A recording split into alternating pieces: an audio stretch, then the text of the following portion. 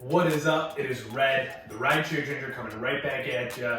And today we are going to do a Sports Tuesday, and that is assuming this stupid video uploads in time. I'm recording this on Tuesday, and last video that I tried to upload literally took 24 hours to upload, so who the fuck knows if this will get up on time, but we're gonna do a Sports Tuesday, and still going with the Rideshare Ginger name, but I think I might switch this over to Red's Places, or Red's Place. That's what I was kind of settling on. Let me know what you guys think in the comments. But in general, Sports Tuesday, all we're gonna do is just kind of sum up what's been going on in sports for the last week, a little bit of everything, try to toss a little bit in, and just kind of give you my 2 cents on what I think of what's going on.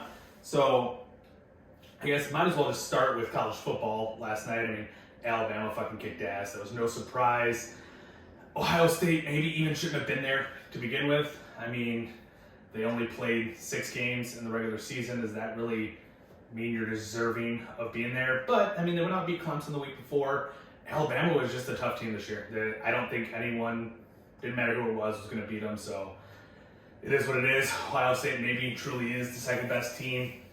Or maybe they just had a good game against Clemson.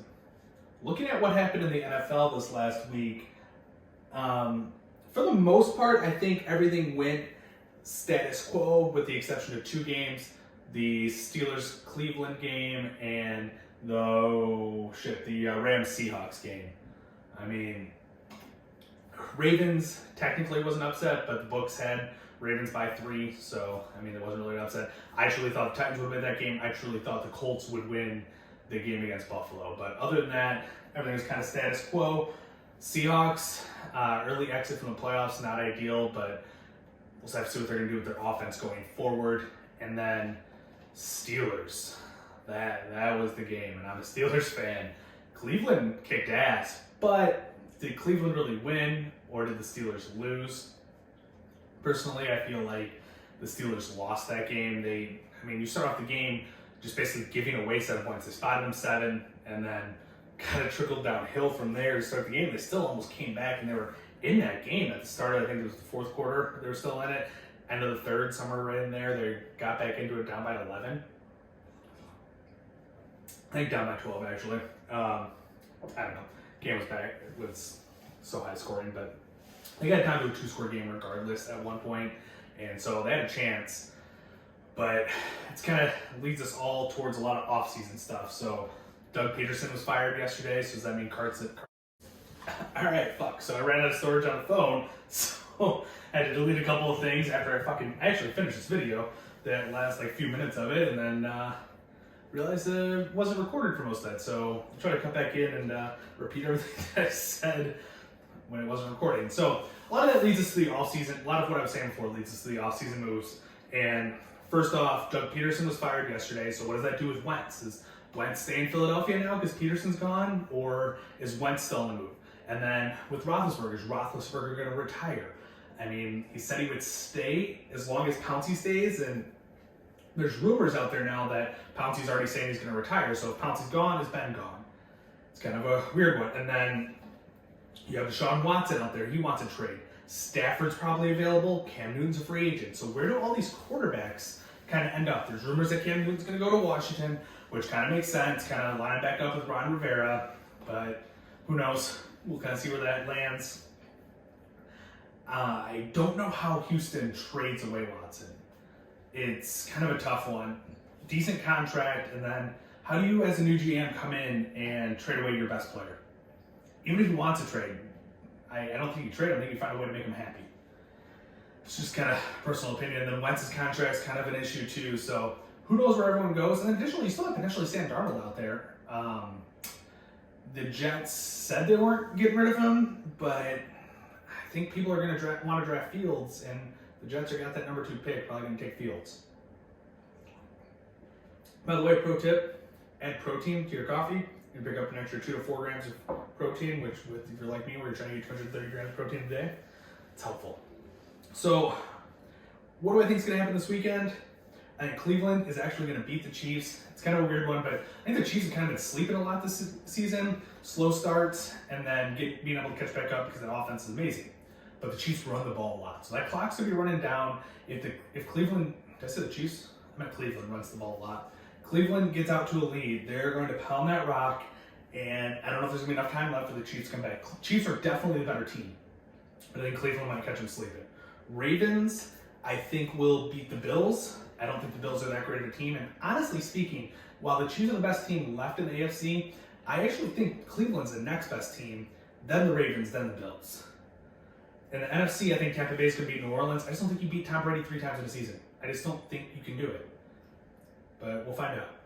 And then I think Green Bay just destroys the Rams. No way LA finds a way to win that game. Just not going to happen. Switching over to other sports, for basketball, they have new protocols in place because they've been having issues with COVID and teams not being able to play, not even being able to field 8 players to get on the court for a game and things like that. So some of what they're going to do is for road games, they're no longer allowed to have any outside team personnel in their hotel rooms. Previously, they were allowed 2 guests, close family, friends, or whatever you want to call them, but they were allowed 2 people. Now no one on the road.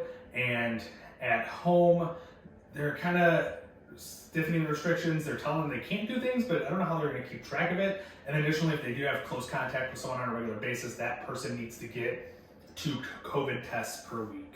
So it's stiffening the restrictions, and we'll see if that helps things going forward.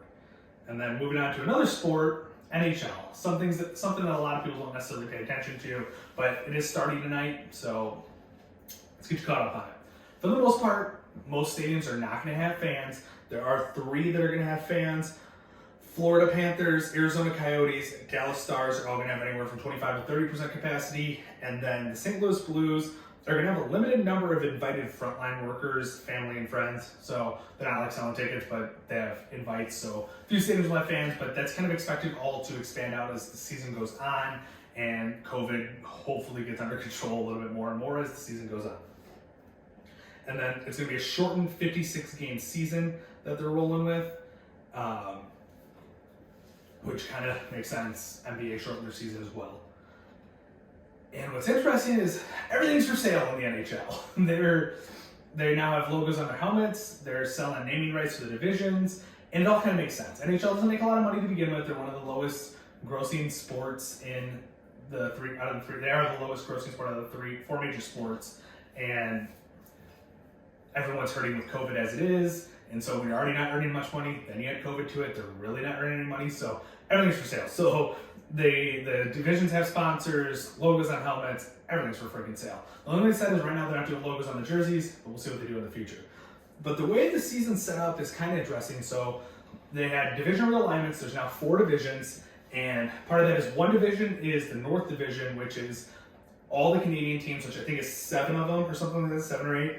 And all those teams will stay in Canada because they didn't want to have games played back and forth across the border because there's issues with quarantining and things like that when you go back and forth between Canada and the US. So they'll have the North Division, which is sponsored by Scotia. They have the Honda West Division, Discover Central Division, and the Mass Mutual East Division. And the way it's set up is every team will only play within their division. It's only going to be inside the division, no intra-division games and things like that. So everything is played within the teams in your division. I believe it's 9 teams per division with the exception of that North. And they're going to play 2-game homestands. So like the Penguins open up tonight in Philadelphia. They play in Philadelphia tonight. They play in Philadelphia for the next game. And then they come back home. They'll host 2 games. And then they go, and I think they play 2 games on the road after that. And so everything will be 2 games against the same team. Kind of like baseball, sort of, with except for baseball's 3 games instead of 2 games. And that's kind of how they're rolling with it. And then at the end of the season, top 4 teams in each division make the playoffs. They play each other within the division to find the winner, and then things progress out from there. And then they seed everybody based on records out of those 4 division winners. And so, I don't know, I think it'll be interesting. And I think a lot of the stuff will change once COVID's done, but I don't think the selling everything is going to be done. They're going to keep the logos on the helmets. They'll probably continue to let people sponsor divisions. I mean, what the hell is that hurt? Calling them the Mass Mutual East Division winner. Who the fuck cares? That's why, look at all the bowl games in college. It's kind of is what it is. And speaking of college, Alabama won last night. I don't think it was a surprise to anybody. I mean, oh shit, I already covered fucking college. Kind of forgot. I'm saying this shit twice. Alabama won. But no, so everything's gonna be for sale for NHL. It is what it is.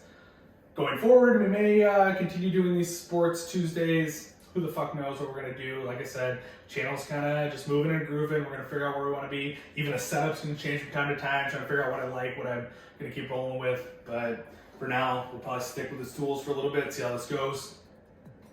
And I think we're going to settle on Red's Place for the name of the channel. But let me know what ideas you have, and if you like that, or if you think something else would be good. But until next time, guys. Thanks for watching. Like, comment, share. Let me know what you think.